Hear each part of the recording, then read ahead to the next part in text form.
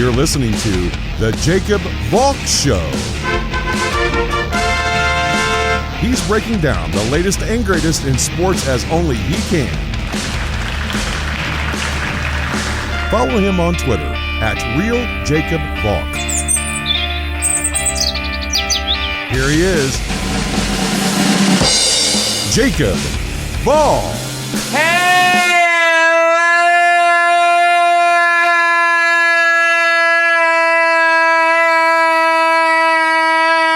Hello, sports fans! Welcome to another edition of the Jacob Valk Show. I am Lee Jacob Valk, except no imitation. Believe it or not, I'm actually going to start with baseball. The big story there is that Buster Posey is retiring. So someone who's 34 years old, who'd be 35 at the start of next season, assuming there is a season next year, but let's assume there is. And someone who had a great year, hit .304 with 18 home runs and 56 RBIs. He had a .390 on base percentage, a .499 slugging percentage. He made the All-Star team last year. Integral reason why the Giants won 107 games. He's done. He's hanging up the cleats. Now, usually I don't talk about retirements because there's not a story there. But there's a big story around Posey. It's one of my favorite debates to have. Is this guy a Hall of Famer? Is Buster Posey a Hall of Famer?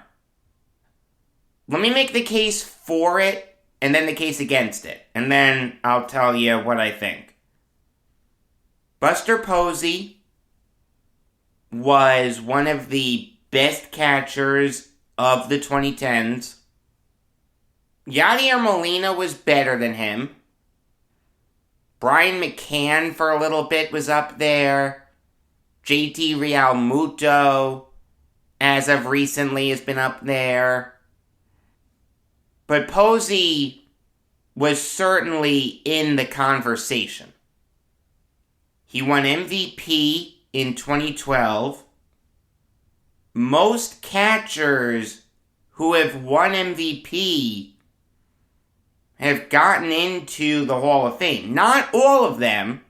Thurman Munson won MVP. He's not in the Hall of Fame.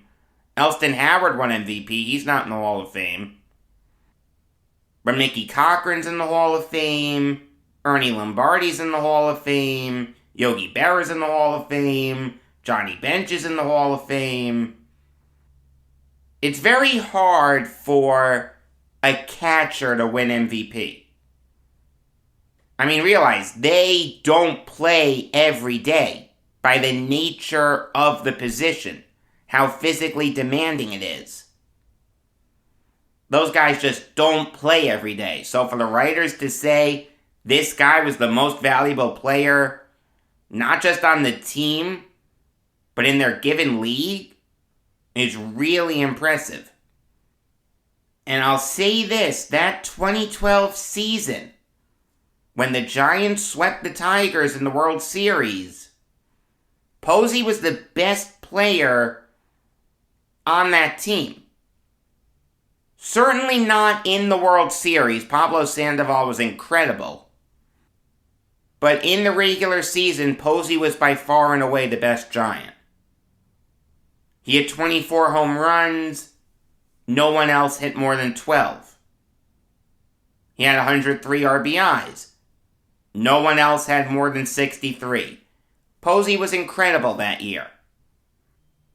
the list of catchers to be the best player on a World Series winner is short. 1975, Johnny Bench has an argument. Certainly some of Yogi Berra's seasons, he has an argument. That may be it. Like, seriously, it may just be Johnny Bench, Yogi Berra, and Buster Posey. I mean, this guy won 3 World Series, was a 7-time All-Star, leader of the team, no one ever said a bad word about him, impetus for a rule change. Those are the arguments for putting Posey into the Hall of Fame. Here's the argument against it. Posey only played 12 seasons. He only has 1,500 hits. He only has 158 home runs. Not a lot of bold type on the back of the baseball card. Only in 2012. Did have some years where he got banged up, obviously 2011. But towards the end of his career, he got banged up. And you think about historic comparisons. A lot of people are throwing out Jorge Posada. Georgie's not in the Hall of Fame. Georgie was on the ballot for 1 year, 2017. He got just 3.8% of the vote. That was it. 1 year, and he fell off. If you're impressed by Posey's 3 World Series, be impressed with Georgie winning 5. Baseball Reference will say he only won 4. Okay, he didn't play in the 96 postseason. But he did play 8 games for the 96 Yankees. I have to count it.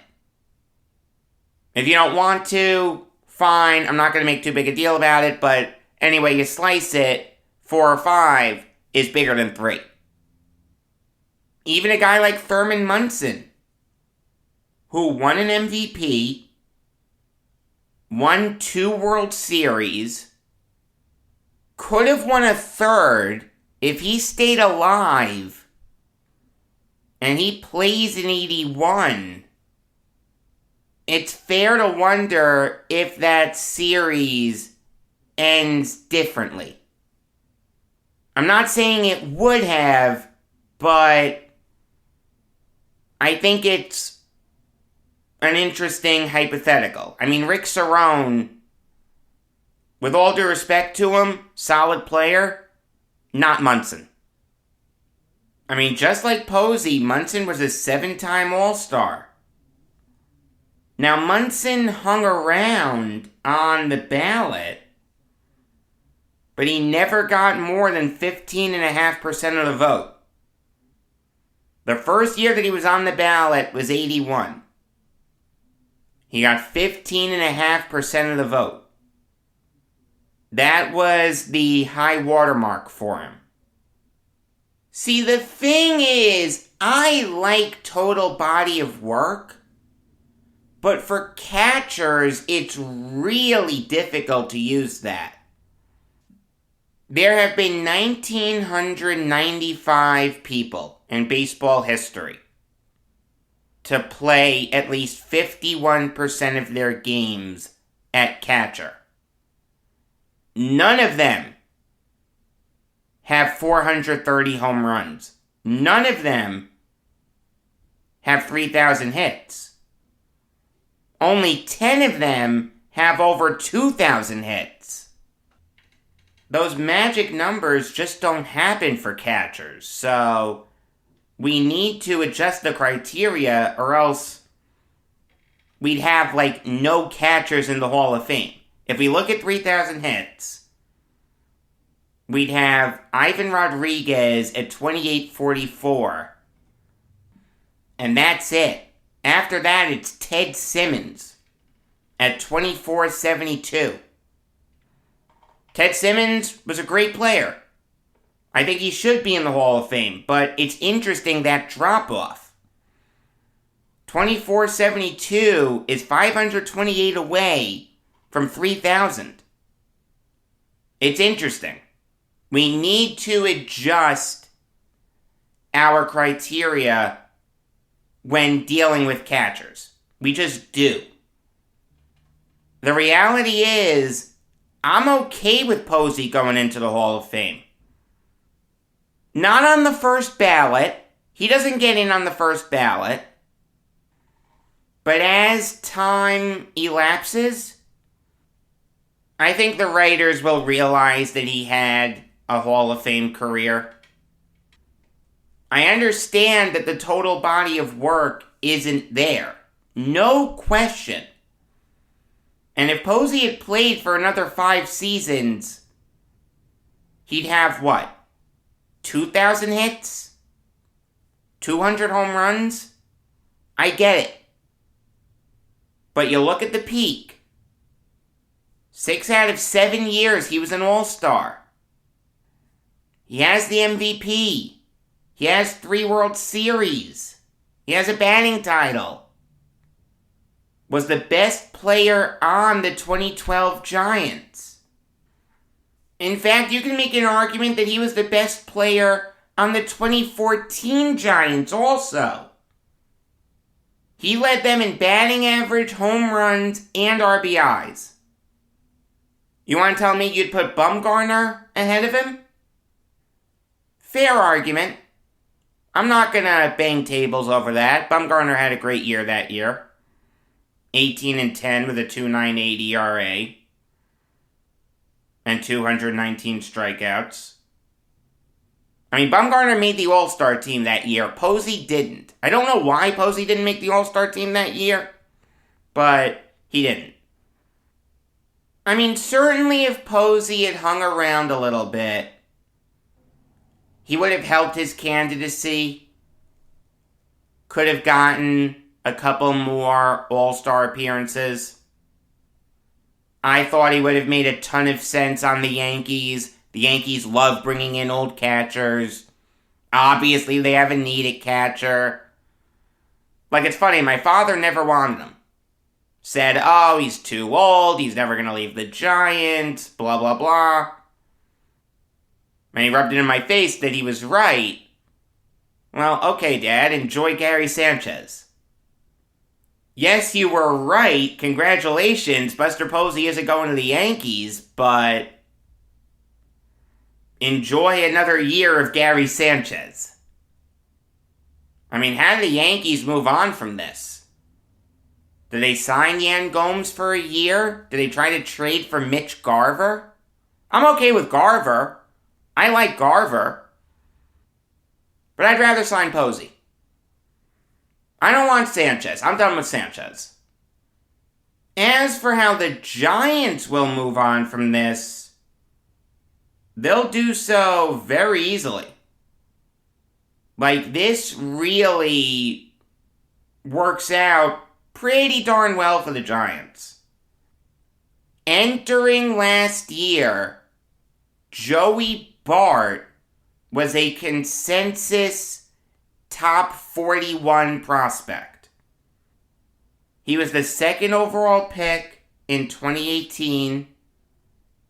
Moved through the minors very quickly. Did not play well in 2020 for the Giants, but that was 2020. I'll give him a pass. Had a cup of coffee this past year. Roll with Bart. That's all you have to do if you're the Giants. I mean, I don't want to diminish the impact of losing Posey, but there are worse things that could happen to the Giants. You have a top prospect in Bart, waiting in the wings. Give him a shot. You have Kurt Casale as the backup. Good defensive catcher. Veteran, been around the game for a long time. there are worse things that could happen if you're a Giants fan. It's tough to see Posey leave, no question. And maybe in a perfect world, you'd like his legacy to be a little better. Make a couple more All-Star teams. Maybe you can win a 4th World Series. And you'd have a much better case for being a Hall of Famer. But Posey has nothing to be upset about. Had a really good career. I would give him my vote for Hall of Fame. I understand the arguments against it, but I think the pros outweigh the cons. Put Posey in the Hall of Fame. Speaking of catchers, the Detroit Tigers moved very quickly to fill their hole at catcher. They traded Nick Quintana to the Reds for Tucker Barnhart. You don't need to know anything about Quintana. Not a great prospect by any stretch.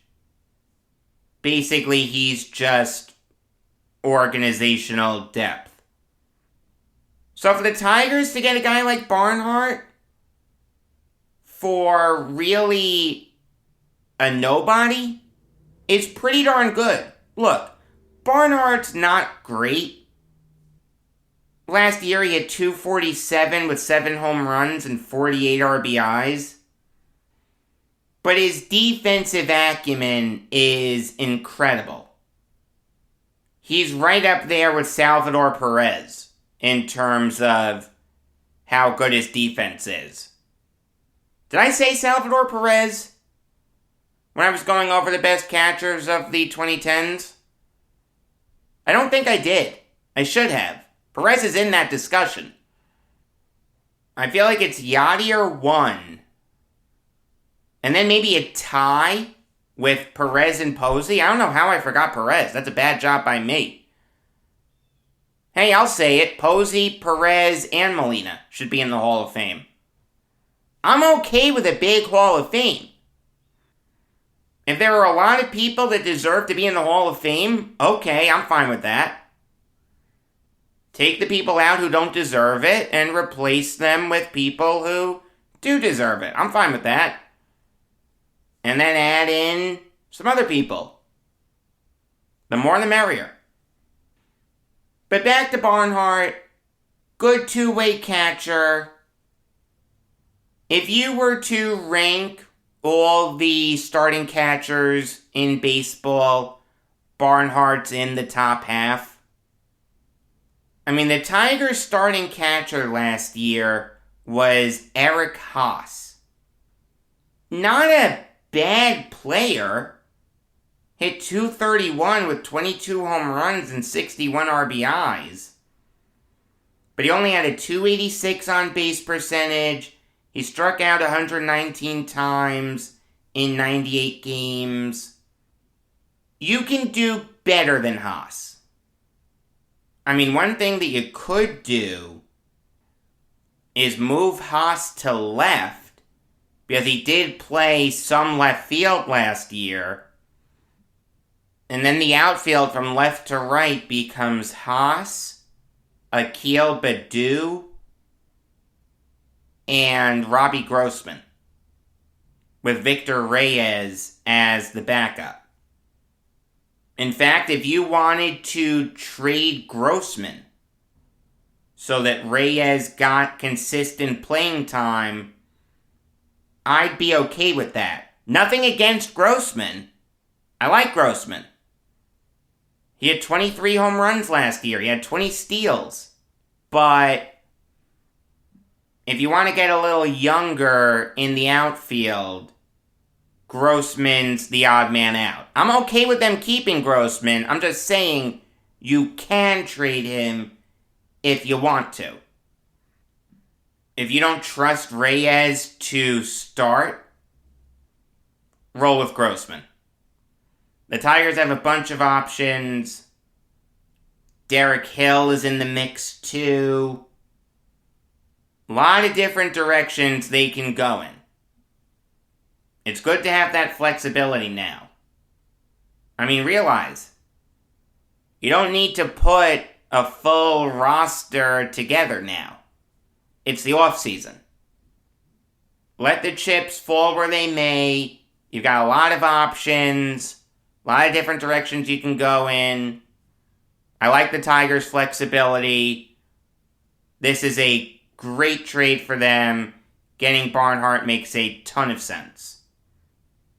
Alright, now I'll give you some NFL Valk talk. It is time to preview Thursday Night Football. Who's playing in Thursday Night Football this week? I'm glad you asked.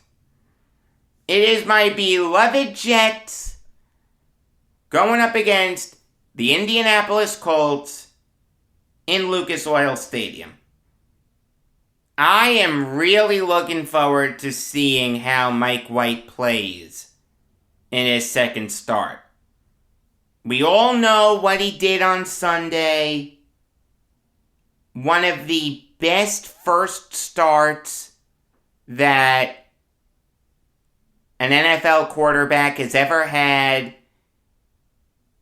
The Pro Football Hall of Fame actually has some stuff from that game. Mike White is now being honored in Canton. That is incredible. You know what, though? When you throw for 405 yards and complete 82% of your passes, I guess you deserve it. Here's the thing, though. Now that there's tape on him, now that the Colts have had 3 days to study what he did against the Bengals, and what since he did that didn't work, it's fair to wonder how good White will be. Like, I have no idea what White's going to do. I'm not going to bang my fist on the table and say he's going to be great, but I'm not going to bang my fist on the table and say he's going to be dreadful. I honestly have no idea. It's exciting to me as a football fan. It's exciting to me as a Jets fan. I mean, worst comes to worst, he lays an egg, and Zach Wilson maybe just maybe comes back in 10 days.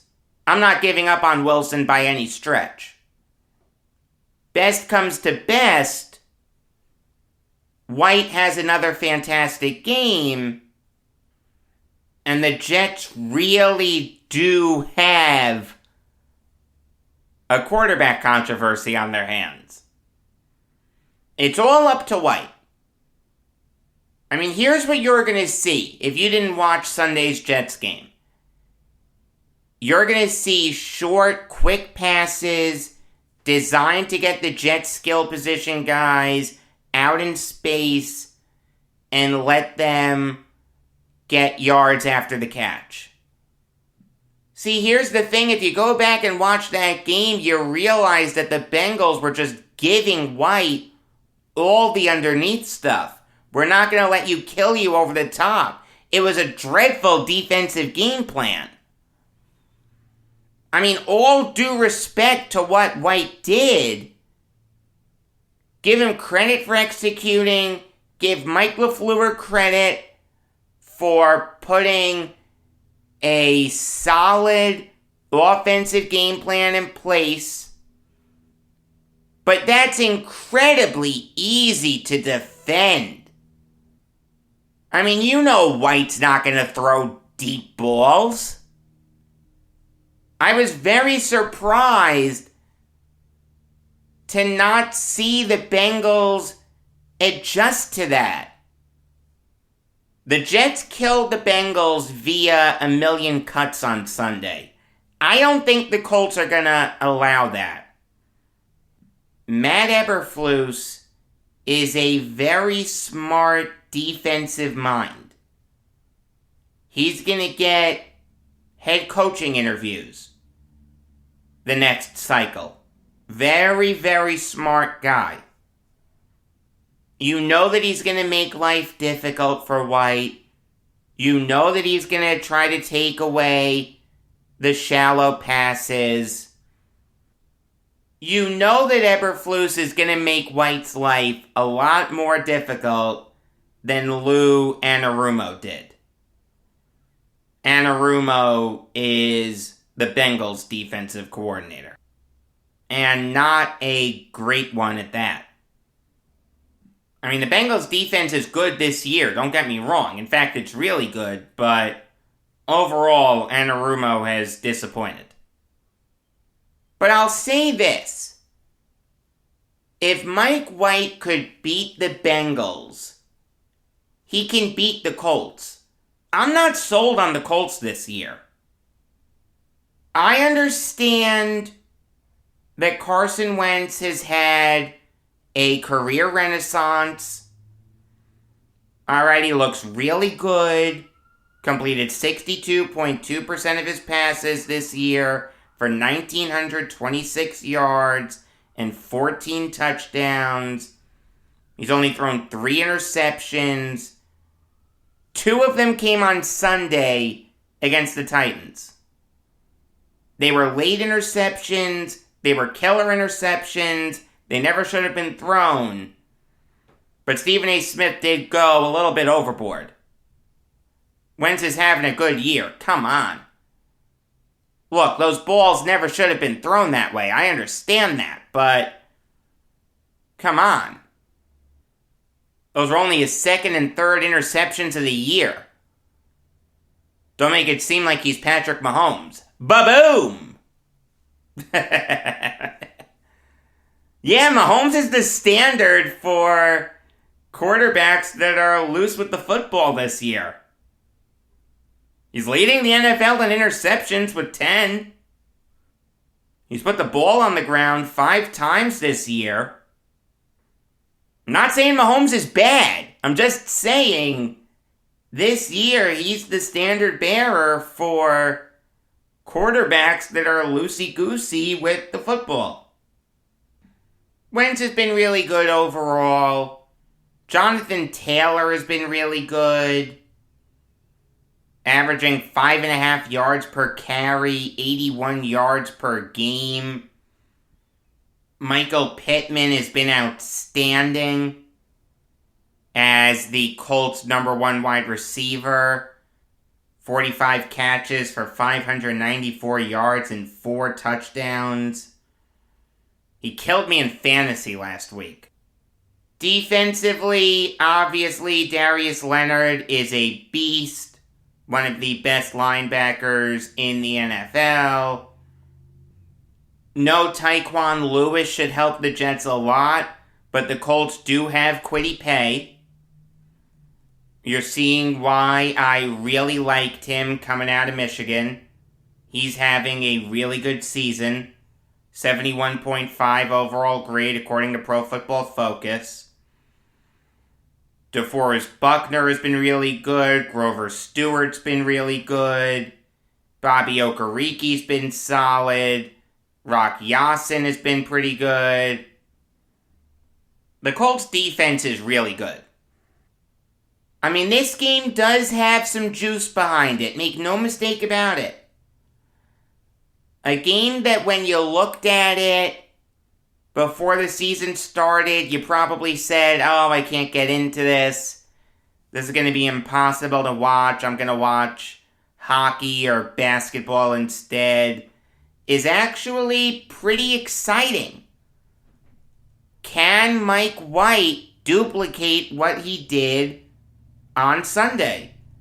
Can the Colts win today and put themselves in prime position to leapfrog the Titans, who are suddenly vulnerable because they're without Derrick Henry.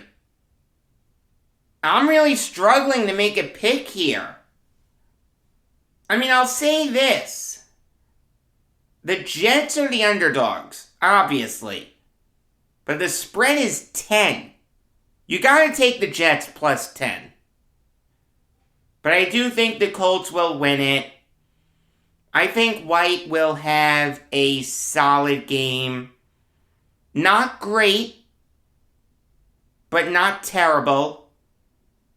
I think he showed that he has talent. It's impossible to expect another 400-yard performance. It just is. But I think White will be solid. Boy, oh boy, this game will be fun to talk about tomorrow.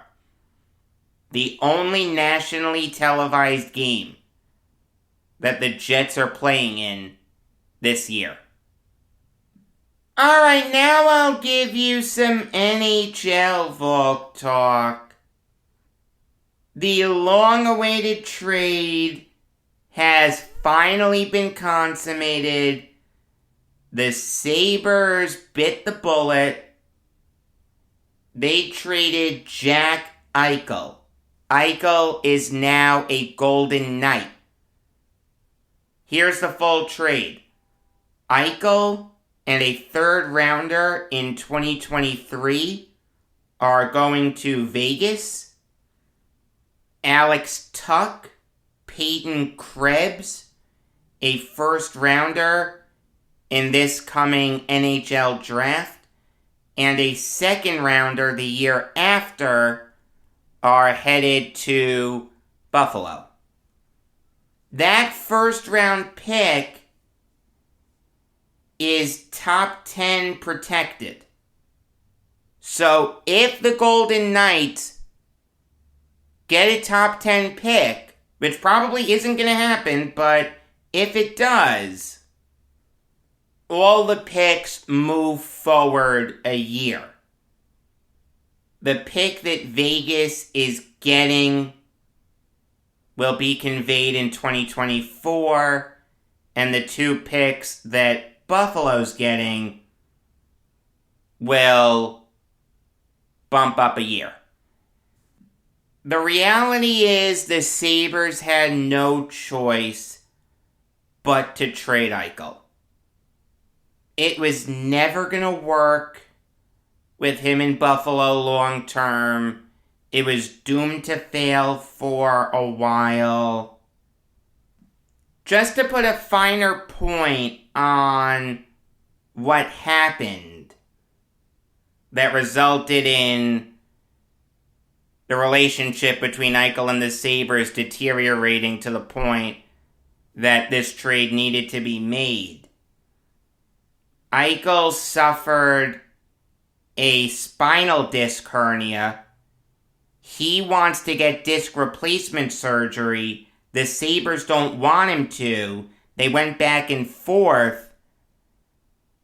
That became public. And it got to the point that Eichel was even stripped of his captaincy. It just seemed like both sides were headed for a breakup.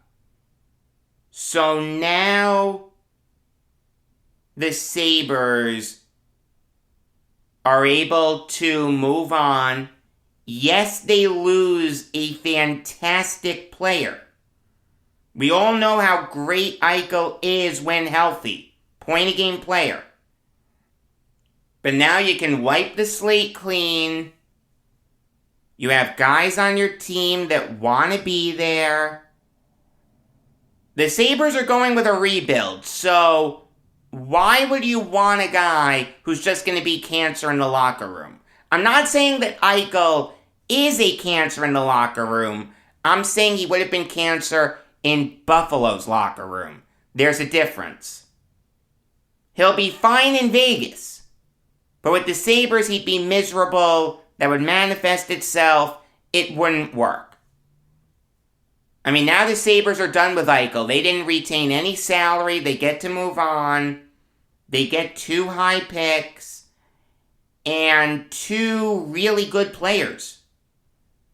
Last year for the Golden Knights, Alex Tuch put up 33 points in 55 games. He's on a very reasonable contract. A 7-year deal worth $33.25 million. That's $4.75 million per year. And he's really young. He's 25. And he's from upstate New York. He's from Syracuse. Maybe he grew up rooting for the Sabres. I don't know. But he's certainly playing for his local team. You know he's going to like that. I'm sure he still has family there. That's going to work out really well for the Sabres. Tuch in Buffalo. And Peyton Krebs is a very highly thought of prospect. He was the 17th overall pick in the 2019 draft. Had a cup of coffee with Vegas last year, only played in 4 games, put up 1 assist. He's played in every game for the Golden Knights this year, doesn't have a point, he's a -6. I'm not giving up on him. I don't know what Krebs is going to be. I haven't been overly impressed with him, but I'm not going to call him a bust yet. I mean, I'll say this. The Sabres are now slowly but surely building up a solid young core. Dylan Cousins, Rasmus Dahlin, Rasmus Asplund, Tage Thompson, now Tuch and Krebs, and all the picks that they have. The future is bright in Buffalo. It's going to be tough sledding for a while, but there is a light at the end of the tunnel. The Sabres can have 3 first-round picks in this coming NHL draft. They can have 2 seconds. 5 picks in the first 2 rounds. That's incredible for a rebuilding team. This is a really good haul for the Sabres. See, the Sabres ripped their Band-Aid off, and they're better for it. The Texans didn't. With Deshaun Watson. They're worse off because of it. To go back to what I was talking about yesterday. I criticized the Texans for not trading Deshaun Watson. I think they're going to be worse off because of that decision. Case in point, what just happened with the Sabres. You can't tell me that the Sabres are in a worse position now than they were 24 hours ago. Just rip the Band-Aid off, Nick Caserio. Get rid of Watson. Get whatever you can for him. It's just going to be a distraction. Good job by Kevin Adams in realizing that this was the only path forward. As for the Golden Knights, this is risky because Eichel does face a long road of rest and rehab. I have no idea when he's going to play his first game at T-Mobile Arena. And it's fair to wonder if Eichel will take a step back after missing so much hockey. It's fair to wonder how great Eichel will be. But I do have faith in Eichel's ability. Like, I understand this move for Vegas. You get the opportunity to get a guy like Jack Eichel, you've got to take it.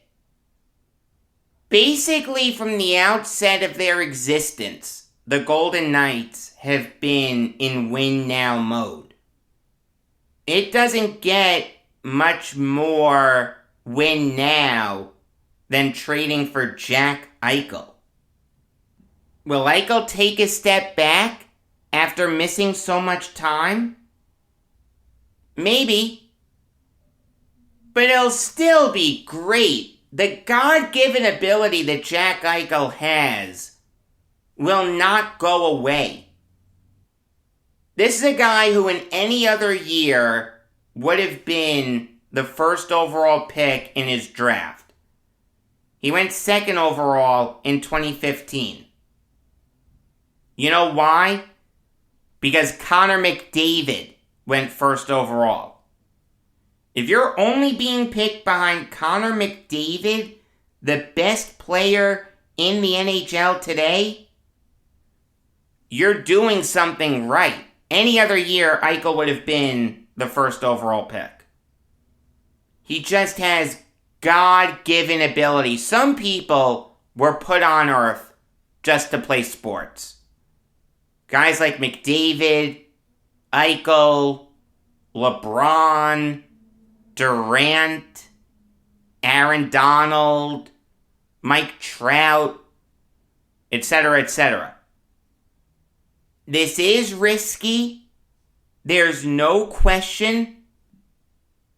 But realize, the Golden Knights play in Las Vegas, where people take risks every day. They gamble every day. So let him get his surgery. Let him do what he needs to do. And then watch him come back and be great. This move makes sense for both teams. It really does.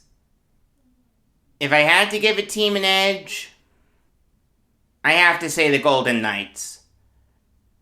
It's hard for me to say that the team that's trading for Jack Eichel lost this trade. I just can't do that. Eichel's too good. But this trade does make sense for the Sabres. There's no question about that. There were a couple deaths that happened in the sports world yesterday that I really want to talk about. The first one is the death of Tom Matte, who died at the age of 82. For a 5-year stretch, Tom Matte was just as good as any running back in the NFL. He had a very weird career. He went to college at OSU, played quarterback, but was known more for his running ability. So when the Colts drafted him with the 7th overall pick in the 1961 NFL Draft, they had Johnny Unitas. They drafted Matte to be a running back. Now, it took Matte years to find his niche. He settled in as a backup. He was playing behind Lenny Moore. I mean, he's not going to get many opportunities. So it seemed like Matte would kind of fade into obscurity for a while. He'd be known as a solid backup running back, but nothing more. Then in 1967, Matte got his big break. He started every game that year. And he was really good. He had over 1,100 scrimmage yards. He was responsible for 12 touchdowns. He caught passes, and he was the running back. So he finally got a chance to show what he could do, and he produced. Like Robert Saleh says, the difference between player A and player Z is reps and opportunity. You tell these guys they're not starters. The year after that, the Colts were sensational. They went 13-1, steamrolled the entire NFL, won the NFL championship. In that game against the Browns, Matty was outstanding. He had 17 carries for 88 yards and 3 touchdowns. If they had given out an MVP for that game, Matty would have gotten it. The Colts destroyed the Browns 34-0. They'd face the Jets in Super Bowl III. Now, really, no Colts played well in Super Bowl III. Earl Morrall didn't. Johnny Unitas didn't. Willie Richardson didn't. John Mackey didn't. Bobby Boyd didn't. There was really a few guys. Dennis Gorbatz, Don Shinnick, and Tom Matty. Matty killed the Jets in Super Bowl III. He had only 11 carries, but he had 116 rushing yards.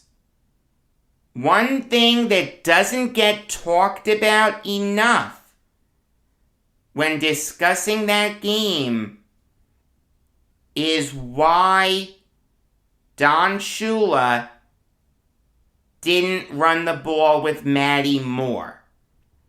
It's not like the Colts were behind early in that game. At the half, they were only down 7-0. It was clear that Earl Morrall didn't have it. So do you want to trust Unitas, who at that point in time was the backup? Or do you want to roll with Matty, who showed that he could kill the Jets when given the opportunity? One of the biggest plays in that game was a 58-yard run by Matty. Got the ball to the Jets 16. 2 plays later, Johnny Sample picked off Morrall. Huge moment in the game. Matty should have been given the ball more. He wasn't. He showed that he could produce in the playoffs. Was great against the Browns. I don't know why Don Shula didn't give Matty the ball more, but I'm glad he didn't. As a Jets fan, I'm really glad that he didn't. He did make his first Pro Bowl that year, though. The year after that, he made his second Pro Bowl, made his only All-Pro team, led the NFL in rushing touchdowns and scrimmage yards. He had 11 touchdowns and 1,422 scrimmage yards. The year after that, Matty got hurt. Only played in 2 games. The Colts won Super Bowl V, 16-13. So Matty did get a ring. It's just kind of sad that he wasn't healthy enough to play in the game. The second death is that of Warren Powers. He died yesterday at the age of 80 from Alzheimer's disease.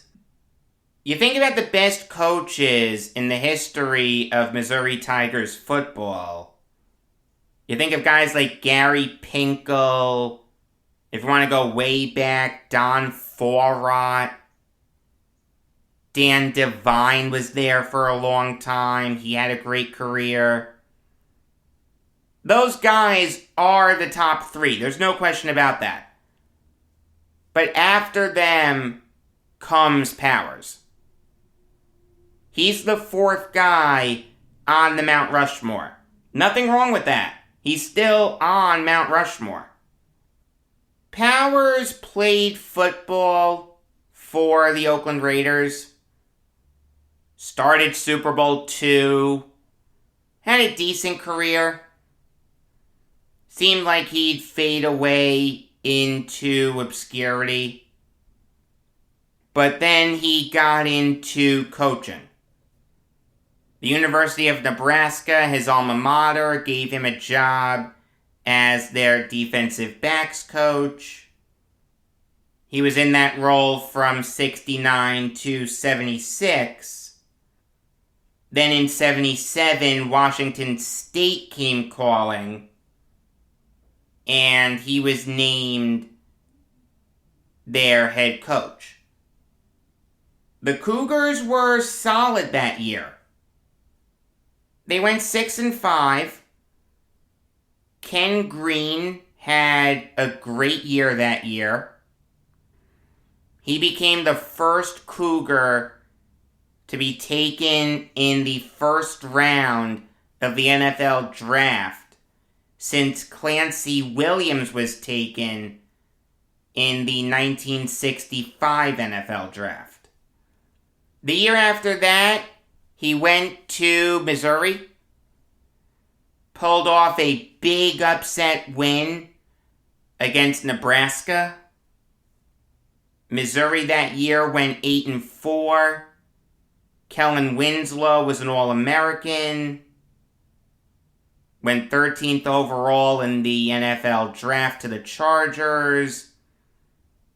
Missouri won the Liberty Bowl, beating LSU 20-15. Missouri under Powers was always good. Not great, good.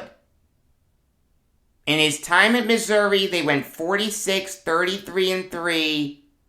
They went 3-2 in bowl games.